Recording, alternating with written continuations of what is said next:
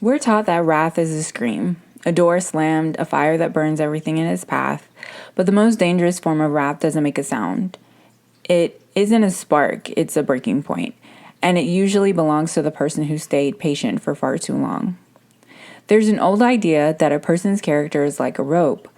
We admire the strong ones, the ones who can carry the weight of everyone else's moods, mistakes, and disrespect. We tell them, "You have such incredible patience." But patience isn't an infinite resource, it's a physical strain. Every time you swallow a word to keep the peace, the rope tightens. Every time you overlook a boundary being crossed, a fiber snaps.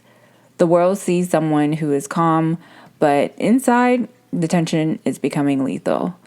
Wrath isn't what happens when you lose your temper. Wrath is what happens when the rope finally breaks. Think about the story of the woman who walked in on her partner of 5 years with someone else. She had went there with a gift for him. In most movies, this is the wrath scene. Shouting, throwing clothes out the window, the dramatic confrontation, the car on fire with his clothes inside. She didn't do that. She did something much more terrifying. She didn't yell, she didn't scream.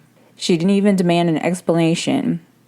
She simply turned around, walked out, and erased her existence from his life. No, we need to talk, final text, just a clean surgical cut.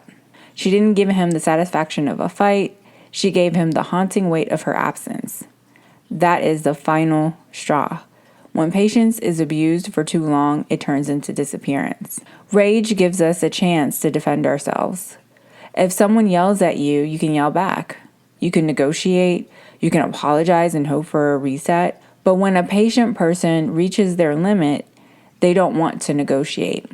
They are simply finished. This is the wrath of the patient man. It's the sound of years of restraint finally refusing to carry one more ounce of your burden. When the rope snaps, everything it was holding, the memories, the loyalty, the future, comes crashing down at once. And you can't tie a broken rope back together without leaving a knot. So how do we stop the rope from snapping? We have to redefine what patience actually is. Real patience isn't endless endurance. That's just a slow motion car crash. Real patience requires boundaries. It means speaking up while the tension is low, so it never has to reach the breaking point. It means protecting your peace early so your anger doesn't have to defend itself later. If you find yourself swallowing your feelings to stay calm, you aren't being patient. You're just fueling a future explosion. The loudest anger is easy to survive. It's the quiet kind, the kind that vanishes without a word, that stays with you forever. Because once someone disappears, you're left with the only thing they have left to give you, the weight of what you've done.